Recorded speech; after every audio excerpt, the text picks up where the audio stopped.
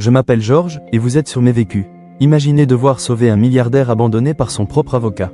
C'est ce que j'ai vécu, et laissez-moi vous raconter comment j'ai affronté le système pour le protéger. Tout a commencé un matin ordinaire, je travaillais tranquillement dans mon bureau quand j'ai reçu un appel étrange. La voix à l'autre bout était tremblante mais déterminée, c'était le secrétaire d'un milliardaire réputé dans le monde entier pour son empire financier. Il m'a expliqué que son patron, ce géant des affaires, venait d'être abandonné par son avocat principal, que personne ne voulait le défendre, que les tribunaux étaient sur le point de prononcer des décisions catastrophiques contre lui et que toutes ses fortunes et entreprises étaient en danger. J'étais à la fois surprise et intriguée, jamais je n'avais imaginé être appelé pour un cas de cette envergure, mais quelque chose dans la voix de ce secrétaire m'a poussé à accepter. J'ai demandé à le rencontrer immédiatement, et quand j'ai vu cet homme pour la première fois, assis dans un fauteuil massif dans son bureau somptueux mais presque vide, j'ai compris toute l'étendue de sa solitude, malgré sa richesse incroyable. Il semblait fragile, effrayé, presque humain dans sa détresse. Il m'a regardé avec des yeux emplis de fatigue, de colère et de peur, et il m'a dit « Ils m'ont tous laissé tomber, je n'ai plus personne, vous êtes la seule qui puisse m'aider ». Ce moment a marqué le début d'un voyage extraordinaire, un combat juridique qui allait me pousser dans mes retranchements, où je devais affronter des juges influents, des avocats renommés, des accusations impossibles à réfuter, mais aussi découvrir un homme au-delà de la fortune, un homme avec des failles, des secrets et un sens de l'honneur que personne ne soupçonnait. Et alors que je commençais à plonger dans les dossiers, à étudier chaque contrat, chaque preuve, chaque pièce de son empire, je réalisais que ce cas n'était pas seulement une bataille juridique, c'était une bataille pour sa vie, pour sa réputation, pour tout ce qu'il avait construit, et que si je réussissais, ce serait la preuve que même face aux puissants et aux abandons les plus cruels, la justice pouvait être défendue par une seule personne, déterminée, intelligente et audacieuse. Et c'est ainsi que mon engagement a commencé, un engagement qui allait me transformer, qui allait tester mon courage, mon intelligence et ma capacité à tenir tête à un monde où tout semblait contre nous.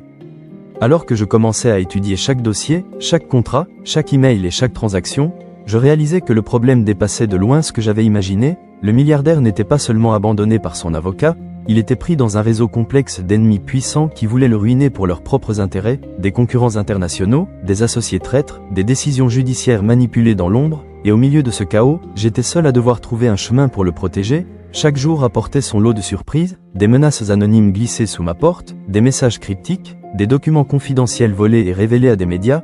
J'ai compris que cette affaire allait bien au-delà du droit, qu'elle touchait à la stratégie, à la psychologie, à la manipulation des puissants, et que si nous échouions, non seulement sa fortune serait perdue, mais sa réputation serait détruite, et même si tout cela me terrifiait, quelque chose en moi refusait de céder. Je passais des nuits entières à travailler, à analyser, à anticiper les coups de ses adversaires, à préparer des contre-attaques légales, mais aussi à comprendre cet homme derrière la légende, cet homme qui cachait des blessures profondes, des regrets et des secrets que personne n'avait jamais soupçonnés.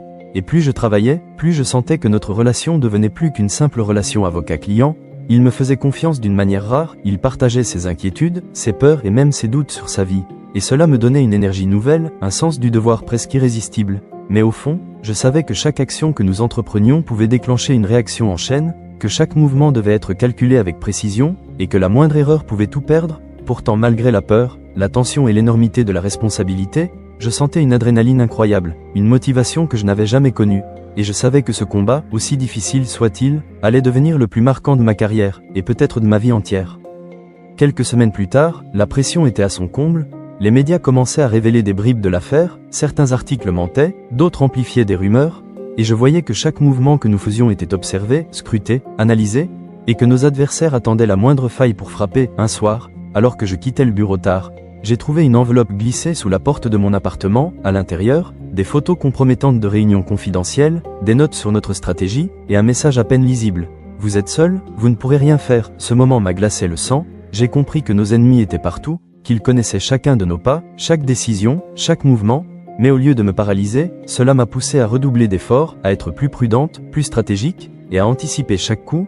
J'ai passé des nuits entières à réfléchir à toutes les possibilités, à préparer des arguments légaux irréfutables, à sécuriser des témoins et des documents, tout en maintenant le milliardaire calme, car il avait tendance à paniquer face à la menace, et je devais non seulement le protéger juridiquement mais aussi émotionnellement. Un soir, il m'a dit « Je ne sais pas ce que je ferais sans toi, je ne peux faire confiance à personne d'autre ». Et ces mots m'ont donné une force nouvelle, mais aussi une responsabilité écrasante, car chaque décision que je prenais pouvait sauver ou ruiner tout ce qu'il avait construit. Les audiences approchaient, les juges allaient entendre nos arguments et nos adversaires allaient tenter de tout détruire. J'ai senti l'adrénaline et la peur se mêler dans chaque fibre de mon corps.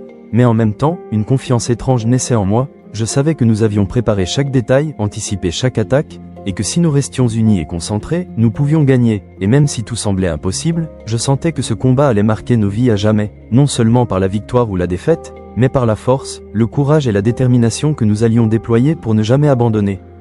Le jour du procès décisif est enfin arrivé, la salle d'audience était pleine à craquer, des journalistes, des caméras, des spectateurs curieux et des adversaires silencieux mais menaçants, je pouvais sentir la tension presque palpable dans l'air. Le milliardaire, assis à mes côtés, paraissait plus fragile que jamais, mais son regard déterminé disait qu'il me faisait entièrement confiance, c'était notre dernière chance. J'avais préparé mes arguments jusqu'à l'aube, chaque mot était pesé, chaque phrase calculée, chaque preuve placée stratégiquement, et quand je me suis levé pour plaider, un silence total s'est installé. Tout le monde attendait de voir si j'allais m'effondrer sous la pression ou si j'allais réussir à renverser la situation.